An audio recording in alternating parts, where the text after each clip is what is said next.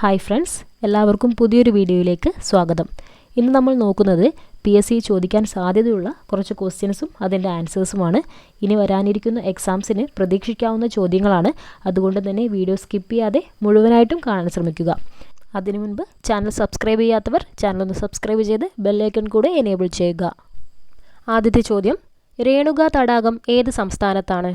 രേണുക തടാകം ഏത് സംസ്ഥാനത്താണ്? ഉത്തരം ഹിമാചൽ പ്രദേശ്. ഹിമാചൽ പ്രദേശിലാണ് രേണുക തടാകം സ്ഥിതി ചെയ്യുന്നത്.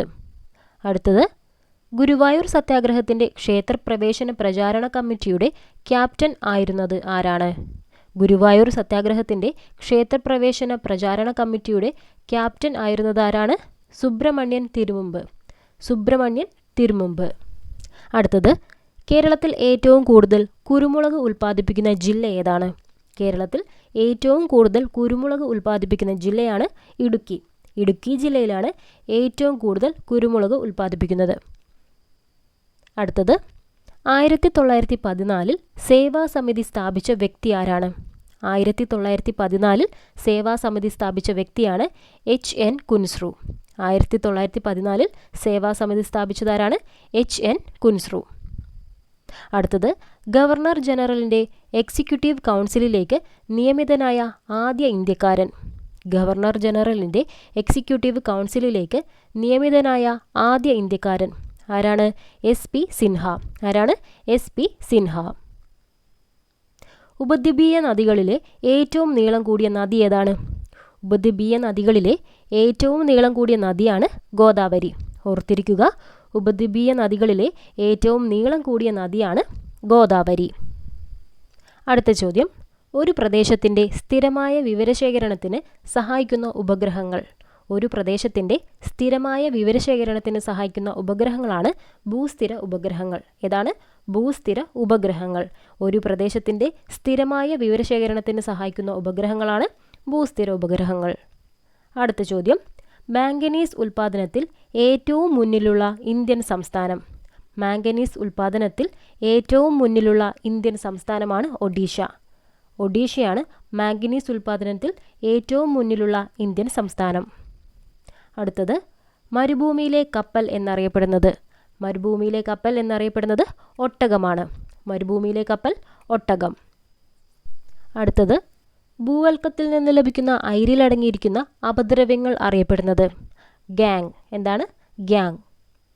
ENT ഡോക്ടർമാർ ഹെഡ് മിററായി ഉപയോഗിക്കുന്ന ദർപ്പണം ഏതാണ്? കോൺകേവ് ദർപ്പണം. ENT ഡോക്ടർമാർ ഹെഡ് മിററായി ഉപയോഗിക്കുന്ന ദർപ്പണമാണ് കോൺകേവ് ദർപ്പണം. അടുത്തത്, സൂര്യനിലും നക്ഷത്രങ്ങളിലും ഊർജോൽപാദനം നടത്തുന്ന പ്രവർത്തനം. സൂര്യനിലും നക്ഷത്രങ്ങളിലും ഊർജോൽപാദനം നടത്തുന്ന പ്രവർത്തനമാണ് ന്യൂക്ലിയർ ഫ്യൂഷൻ. Nuclear fusion. അടുത്ത ചോദ്യം, ആവായു ശ്വസനം വഴി ഊർജം ഉൽപ്പാദിപ്പിക്കുന്നതിൻ്റെ ഫലമായി പേശികളിൽ രൂപപ്പെടുന്ന ആസിഡ്. ആവായു ശ്വസനം വഴി ഊർജം ഉൽപ്പാദിപ്പിക്കുന്നതിൻ്റെ ഫലമായി പേശികളിൽ രൂപപ്പെടുന്ന ആസിഡാണ് ലാക്റ്റിക് ആസിഡ്. ഏതാണ്? Lactic acid. അടുത്ത ചോദ്യം, ആറ്റത്തിൻ്റെ പോസിറ്റീവ് ചാർജ് മുഴുവൻ കേന്ദ്രീകരിച്ച ഭാഗം. ആറ്റത്തിൻ്റെ പോസിറ്റീവ് ചാർജ് മുഴുവൻ കേന്ദ്രീകരിച്ച ഭാഗമാണ് ന്യൂക്ലിയസ്. ആറ്റത്തിൻ്റെ പോസിറ്റീവ് ചാർജ് മുഴുവൻ കേന്ദ്രീകരിച്ച ഭാഗമാണ് ന്യൂക്ലിയസ്. അടുത്ത ചോദ്യം, ബോർ ആറ്റം മാതൃക അനുസരിച്ച് ഇലക്ട്രോണുകളുടെ സഞ്ചാരപാത അറിയപ്പെടുന്നത് എന്താണ്? ഓർബിറ്റ്. ബോർ ആറ്റം മാതൃക അനുസരിച്ച് ഇലക്ട്രോണുകളുടെ സഞ്ചാരപാത അറിയപ്പെടുന്നത് എന്താണ്? ഓർബിറ്റ്. അടുത്തത്, പാലിലെ ജലത്തിൻ്റെ തോത് അളക്കാൻ ഉപയോഗിക്കുന്ന ഉപകരണം. പാലിലെ ജലത്തിൻ്റെ തോത് അളക്കാൻ ഉപയോഗിക്കുന്ന ഉപകരണമാണ് ലാക്ടോമീറ്റർ. എന്താണ്? ലാക്ടോമീറ്റർ. അടുത്ത ചോദ്യം, കേന്ദ്ര ഉൾനാടൻ ജലഗതാഗത കോർപ്പറേഷൻ്റെ ആസ്ഥാനം. കേന്ദ്ര ഉൾനാടൻ ജലഗതാഗത കോർപ്പറേഷൻ്റെ ആസ്ഥാനമാണ് കൊൽക്കത്ത. കൊൽക്കത്ത. അടുത്ത ചോദ്യം, തിരുവണ്ണൂർ കോട്ടൺ മിൽ സമരം നടന്ന ജില്ല. തിരുവണ്ണൂർ കോട്ടൺ മിൽ സമരം നടന്ന ജില്ലയാണ് കോഴിക്കോട്. തിരുവണ്ണൂർ കോട്ടൺ മിൽ സമരം നടന്ന ജില്ലയാണ് കോഴിക്കോട്. അടുത്ത ചോദ്യം നോക്കാം. കേരളത്തിലെ ഏറ്റവും വലിയ ആദിവാസി വിഭാഗം ഏതാണ്? കേരളത്തിലെ ഏറ്റവും വലിയ ആദിവാസി വിഭാഗമാണ് പണിയർ. ഏതാണ്? പണിയർ. അടുത്ത ചോദ്യം, ദേശീയ ജലഗതാഗത നിയമം അനുസരിച്ച് ഇന്ത്യയിലെ ദേശീയ ജലപാതകളുടെ എണ്ണം എത്രയാണ്? ദേശീയ ജലഗതാഗത നിയമം അനുസരിച്ച് ഇന്ത്യയിലെ ദേശീയ ജലപാതകളുടെ എണ്ണം 111 എത്രയാണ്? 111. അടുത്ത ചോദ്യം, ആശ്രാമം കായൽ കേരളത്തിലെ ഏതു കായലുമായി ബന്ധപ്പെട്ടിരിക്കുന്നു? ആശ്രാമം കായൽ കേരളത്തിലെ ഏത് കായലുമായി ബന്ധപ്പെട്ടിരിക്കുന്നു? ഉത്തരം അഷ്ടമുടി. ആശ്രാമം കായൽ കേരളത്തിലെ ഏത് കായലുമായി ബന്ധപ്പെട്ടിരിക്കുന്നു? അഷ്ടമുടി കായൽ. അടുത്ത ചോദ്യം നോക്കാം. സംസ്ഥാന ആസൂത്രണ ബോർഡ് നിലവിൽ വന്നത് എപ്പോഴാണ്? സംസ്ഥാന ആസൂത്രണ ബോർഡ് നിലവിൽ വന്നത് 1967 1967 സംസ്ഥാന ആസൂത്രണ ബോർഡ് നിലവിൽ വന്നത്. അടുത്ത ചോദ്യം, ഒന്നാം പഞ്ചവത്സര പദ്ധതി കാലത്ത് നിർമ്മിച്ച പ്രധാന അണക്കെട്ടുകൾ ഏതൊക്കെയാണ്? ഒന്നാം പഞ്ചവത്സര പദ്ധതി കാലത്ത് നിർമ്മിച്ച പ്രധാന അണക്കെട്ടുകളാണ് ബക്രാനങ്കൽ ആൻഡ് ഹിരാക്കുഡ്. ഒന്നാം പഞ്ചവത്സര പദ്ധതി കാലത്ത് നിർമ്മിച്ച പ്രധാന അണക്കെട്ടുകളാണ് ബക്രാനങ്കൽ, ഹീരാക്കുഡ് എന്നീ അണക്കെട്ടുകൾ. അടുത്തത്, സിൽവർ റവല്യൂഷൻ എന്തുമായി ബന്ധപ്പെട്ടതാണ്? സിൽവർ റവല്യൂഷൻ എന്തുമായി ബന്ധപ്പെട്ടതാണ്? മുട്ട ഉൽപ്പാദനം. സിൽവർ റവല്യൂഷൻ മുട്ട ഉൽപ്പാദനവുമായി ബന്ധപ്പെട്ടതാണ്.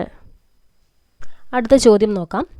രക്തമാംസാദികളിൽ ഇങ്ങനെയൊരു മനുഷ്യൻ ഭൂമുഖത്ത് ജീവിച്ചിരുന്നുവെന്ന് ഒരുപക്ഷെ വരും തലമുറകൾ വിശ്വസിച്ചെന്ന് വരില്ല എന്ന് ഗാന്ധിജിയെക്കുറിച്ച് പറഞ്ഞതാരാണ്? ഉത്തരം ആൽബർട്ട് ഐൻസ്റ്റീൻ. അടുത്ത ചോദ്യം, വികസന ബദലുകൾ എന്ന സംരംഭത്തിന് രൂപം നൽകിയ വ്യക്തി. വികസന ബദലുകൾ എന്ന സംരംഭത്തിന് രൂപം നൽകിയ വ്യക്തിയാണ് അശോക് ഖോസ്ല. അടുത്ത ചോദ്യം നോക്കാം. തിളനില കുറഞ്ഞ ലോഹങ്ങളെ ശുദ്ധീകരിക്കാൻ ഉപയോഗിക്കുന്ന രീതി. തിളനില കുറഞ്ഞ ലോഹങ്ങളെ ശുദ്ധീകരിക്കാൻ ഉപയോഗിക്കുന്ന രീതിയാണ് സ്വേദനം. അടുത്ത ചോദ്യം, ഭൂകേന്ദ്രത്തിൽ ഒരു വസ്തുവിൻ്റെ ഭാരം എത്രയാണ്? ഭൂകേന്ദ്രത്തിൽ ഒരു വസ്തുവിൻ്റെ ഭാരം എത്രയാണ്? 0. ഭൂകേന്ദ്രത്തിൽ ഒരു വസ്തുവിൻ്റെ ഭാരം 0. അടുത്ത ചോദ്യം, വ്യോമയാന ഗതാഗത രംഗത്തും സമുദ്ര ഗതാഗത രംഗത്തും ദൂരം അളക്കുന്നതിനുള്ള യൂണിറ്റാണ് നോട്ടിക്കൽ മൈൽ. വ്യോമയാന ഗതാഗത രംഗത്തും സമുദ്ര ഗതാഗത രംഗത്തും ദൂരം അളക്കുന്നതിനുള്ള യൂണിറ്റാണ് നോട്ടിക്കൽ മൈൽ. അടുത്ത ചോദ്യം, MKS യൂണിറ്റ് സമ്പ്രദായത്തിൻ്റെ പരിഷ്കരിച്ച രൂപം. MKS യൂണിറ്റ് സമ്പ്രദായത്തിൻ്റെ പരിഷ്കരിച്ച രൂപം എന്താണ്? ഉത്തരം SI യൂണിറ്റ് സമ്പ്രദായം. SI യൂണിറ്റ് സമ്പ്രദായം. അടുത്ത ചോദ്യം, മനുഷ്യ ശരീരത്തിലെ 80ാമത്തെ അവയവം ഏതാണ്? മനുഷ്യ ശരീരത്തിലെ 80ാമത്തെ അവയവമാണ് ഇൻ്റർസ്റ്റീഷ്യം. ഏതാണ്? ഇൻ്റർസ്റ്റീഷ്യം. അടുത്ത ചോദ്യം, പാലിലെ മാംസ്യമായ കേസിനെ ദഹിപ്പിക്കുന്ന രാസാഗ്നി. പാലിലെ മാംസ്യമായ കേസിനെ ദഹിപ്പിക്കുന്ന രാസാഗ്നിയാണ് റെനിൻ. അടുത്ത ചോദ്യം, ദേശീയ പ്രതിജ്ഞ ഇന്ത്യയിലെ സ്കൂളുകളിൽ ചൊല്ലാൻ തീരുമാനിച്ച കമ്മിറ്റിയുടെ ചെയർമാൻ ആരാണ്? ദേശീയ പ്രതിജ്ഞ ഇന്ത്യയിലെ സ്കൂളുകളിൽ ചൊല്ലാൻ തീരുമാനിച്ച കമ്മിറ്റിയുടെ ചെയർമാനാണ് MC ചഗ്ല. എന്താണ്? MC ചഗ്ല. അടുത്ത ചോദ്യം നോക്കാം. പഞ്ചായത്തി രാജ് നിയമം പാസാക്കിയ ഇന്ത്യൻ പ്രധാനമന്ത്രി ആരാണ്? പഞ്ചായത്തി രാജ് നിയമം പാസാക്കിയ ഇന്ത്യൻ പ്രധാനമന്ത്രിയാണ് നരസിംഹറാവു. എന്താണ് ഉത്തരം? നരസിംഹറാവു. അടുത്ത ചോദ്യം, ഉൾക്കടൽ ദ്വീപുകൾ എന്നറിയപ്പെടുന്ന ഇന്ത്യൻ ദ്വീപ്. ഉൾക്കടൽ ദ്വീപുകൾ എന്നറിയപ്പെടുന്ന ഇന്ത്യൻ ദ്വീപ് ഏതാണ്? ഉത്തരം ആൻഡമാൻ ആൻഡ് നിക്കോബാർ ദ്വീപുകൾ. ആൻഡമാൻ ആൻഡ് നിക്കോബാർ ദ്വീപുകൾ.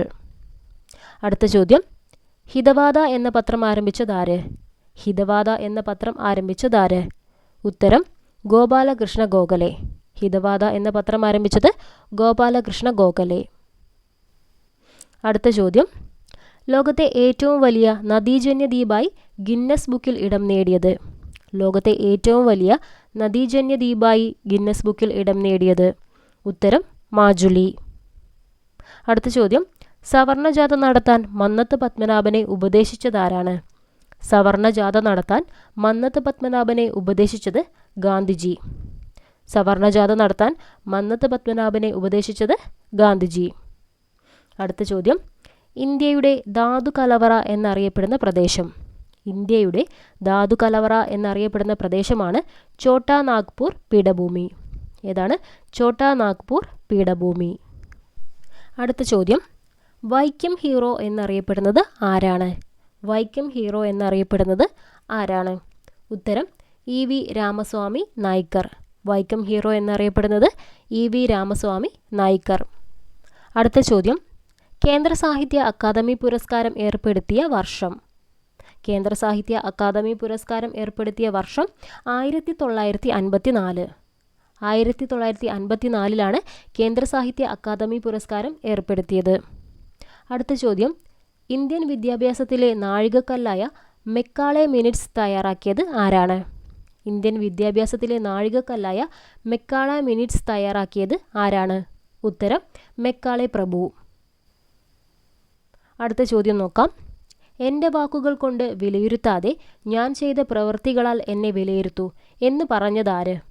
എൻ്റെ വാക്കുകൾ കൊണ്ട് വിലയിരുത്താതെ ഞാൻ ചെയ്ത പ്രവൃത്തികളാൽ എന്നെ വിലയിരുത്തൂ എന്ന് പറഞ്ഞതാരാണ്? ഉത്തരം റിപ്പൺ പ്രഭു. അടുത്ത ചോദ്യം, വിവേകവർദ്ധിനി എന്ന മാസിക ആരംഭിച്ചത് ആര്? വിവേകവർദ്ധിനി എന്ന മാസിക ആരംഭിച്ചത് ആരാണ്? ഉത്തരം വീരേശലിംഗം.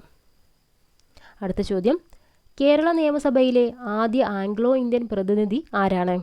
കേരള നിയമസഭയിലെ ആദ്യ ആംഗ്ലോ ഇന്ത്യൻ പ്രതിനിധി ആരാണ്? ഉത്തരം വില്യം ഹാമിൽട്ടൺ ഡിക്രൂസ്. എന്താണ്? William Hamilton D'Cruz.